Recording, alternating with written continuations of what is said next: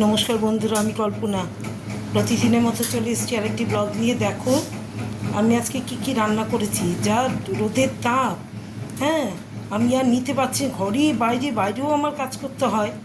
বাইরে রোদের মধ্যে গিয়ে বাজার হাট করার থেকে আরম্ভ করে সব এভরিথিং, আর ঘরে এসে আবার রান্না বান্না করা।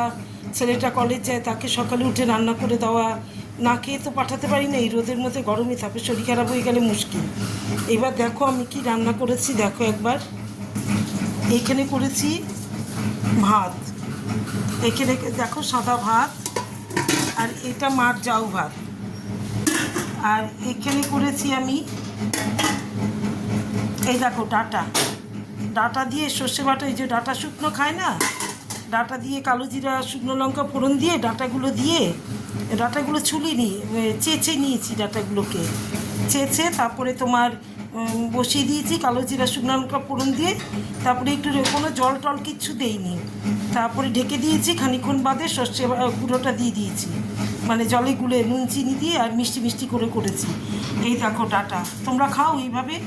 আমাকে কমেন্ট করে জানিও কে খাইস এই ডাটাটা।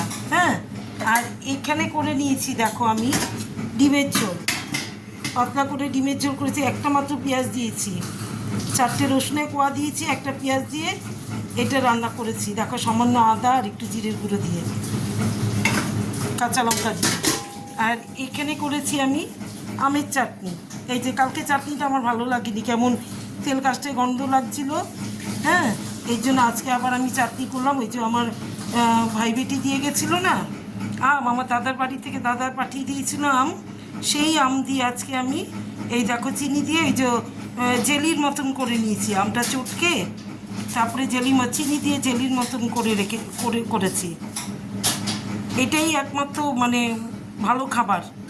তাহলে আজকে আমি কি করলাম দেখো, গরম গরম ভাত, সাদা ভাত, এখানে মাছ জাউ ভাত, আর এটা হচ্ছে ডাটা শুকনো সর্ষের গুঁড়ো দিয়ে।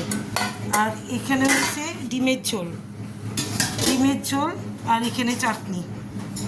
এই দেখো চাটনি, ওই যে জেলির মতন। তাহলে কী করবো আজকের মতো এখানে।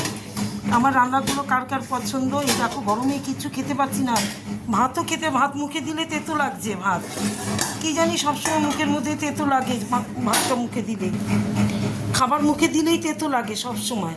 প্রত্যেকবার গরম আসলে আমার সেটা হয়। যখন করোনা হয়েছিল, করোনার পর থেকে প্রত্যেকবার গরমেই আমার সেটা হয়। দাঁড়াতে পারি না ঠিকমতো, কোমর মানে এত পিঠে ব্যথা করে। তারপরে তোমার এই যে খেতে পারি না, একবারে খেতে পারি না আমি গরম পড়লে। তাহলে কি আজকে তোমরা নিশ্চয়ই খেতে বসে পড়েছো। আমিও স্নান টান করে পুজো করে খাবো এখন, তারপরে খাবো। স্নান করবো আজকে লক্ষ্মীবার, পুজো টুজো করে তারপরে খেতে বসবো। তাহলে কি আজকের মতো একটু কমেন্ট করে জানিও কার খাবারগুলো পছন্দ। তোমরা চলে এসো একদিন, তোমাদের নেমন্তন্ন রইলো আমাদের বাড়িতে, সবাই এসো একদিন। হ্যাঁ, টাটা। তাহলে টাটা আজকের মতন।